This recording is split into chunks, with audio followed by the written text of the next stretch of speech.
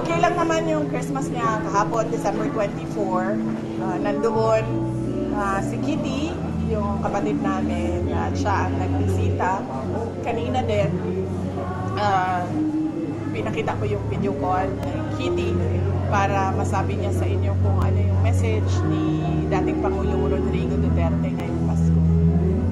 Nag-video call kayo lately, kahapon, tatay ko. Wala kaming video call. So, telephone call lang po. Ano na pag-usapan niyo? Ay, karon? Yung kahapon or ngayon? Wala. Bawal ang video call, so pwede lang kami mag-telephone call, pero hindi pa kami nagkausap ngayong Christmas. Kasi pag-visit mo sa Leyte, sa haba ng usapan.